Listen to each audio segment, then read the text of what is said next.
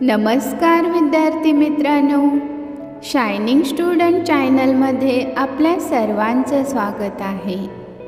आज आपण पाहणार आहोत सत्यशोधक समाजाचे संस्थापक महात्मा फुले या विषयावर अतिशय सोपे व सुंदर मराठी भाषण। महात्मा फुले। सन्माननीय व्यासपीठ, वंदनीय गुरुजन वर्ग, तसेच येथे उपस्थित माझ्या मित्रमैत्रिणींनो, सर्वांना माझा नमस्कार।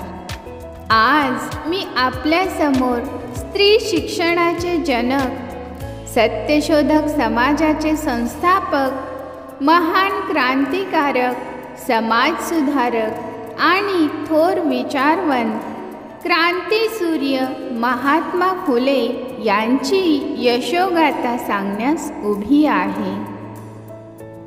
महात्मा फुले यांचे पूर्ण नाव ज्योतिराव गोविंदराव फुले असे होते। त्यांचा जन्म 11 एप्रिल 1827 रोजी सातारा जिल्ह्यातील कटगुण येथे झाला। त्यांच्या वडिलांचे नाव गोविंदराव व आईचे नाव चिमणाबाई होते। वयाच्या 13व्या वर्षी त्यांचा विवाह सावित्रीबाई यांच्याशी झाला।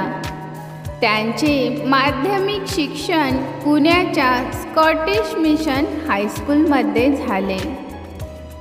महात्मा फुले यांच्यावर थॉमस पेन यांच्या राईट ऑफ मॅन या पुस्तकाचा प्रभाव पडला। समाजातील अज्ञान, दारिद्र्य, जातीभेद दूर करण्यासाठी स्त्री शिक्षण व मागासलेल्या मुलामुलींचे शिक्षण यावर भर दिला। 1848 मध्ये महात्मा फुले व सावित्रीबाई फुले यांनी पुण्यातील बुधवार पेठेतील भिडेवाड्यात मुलींची पहिली शाळा काढली आणि शिक्षिकेची जबाबदारी सावित्रीबाईंवर सोपवली। घरातील एक स्त्री शिकली की कुटुंब शिकते। घरातील एक स्त्री शिकली की कुटुंब शिकते। ज्ञान ही एक शक्ती आहे। ज्ञान ही एक शक्ती आहे असे विचार त्यांनी मांडले। महात्मा फुलेंनी शेतकऱ्याचा असूड या पुस्तकातून महाराष्ट्रातील शेतकऱ्यांची दुरावस्था समोर आणली। समाजातील वाईट प्रथा नष्ट करून सर्वांना सज्ञानी बनवण्याचा प्रयत्न केला।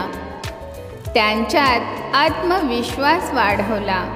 त्यांना हक्कांची, अधिकारांची जाणीव करून दिली। 28 नोव्हेंबर 1890 साली ज्योतिरावांचा मृत्यू झाला। स्त्रियांसाठी पहिली शाळा काढणारे महात्मा फुले हे पहिले भारतीय होते। त्यांचे कार्य समाजाला प्रेरणादायी आहे।